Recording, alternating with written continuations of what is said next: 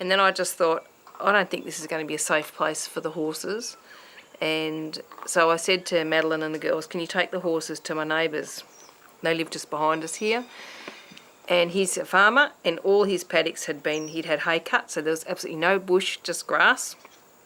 And they had a fairly long driveway, but my gut feeling was, and it was truly my gut feeling, is they'll be safe there.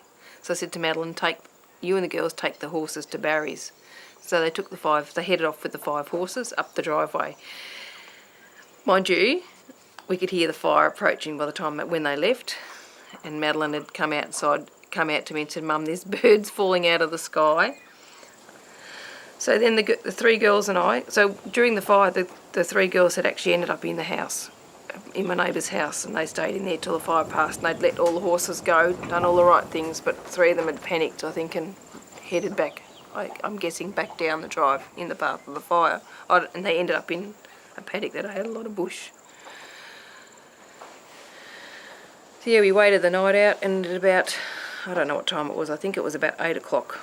The bulldozers had managed to get in, and I think they probably came to our property first, or this property first, because there were so many people staying at the house, and they'd cleared the road. So the 3 girls and myself, we just put the 2 burnt horses on the float. They just hopped straight on and headed straight for the vets. And I'll never forget driving down this driveway, and everything was black.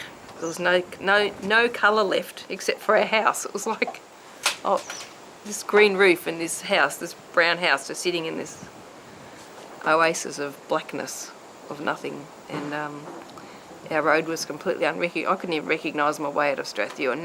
Nothing was recognisable. It was just, everything was black or silver from how hot it had got. Animals are very important in my life. They're important to a lot of other people, and I know that people died trying to save their animals, and I think that the wider community needs to understand that for some people the animals are their family, and don't be critical if someone chose to stay to save an animal, because that's their family.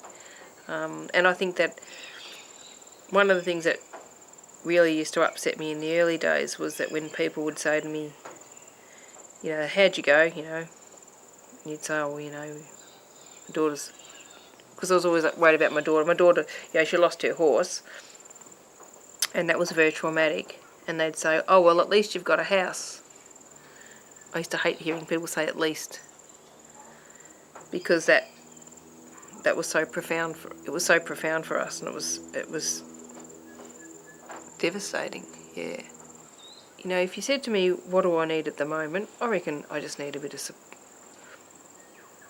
of support as a person who still has a house, living in a community of people who don't have a house.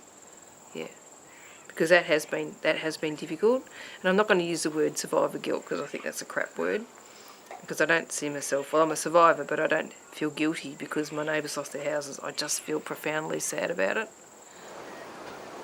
Look, my relationship breakup was very significant. That was huge, and then to be able to patch things up and start again has been, still hasn't been easy, but I feel now like I've turned a bit of a corner in every aspect of my life, because now I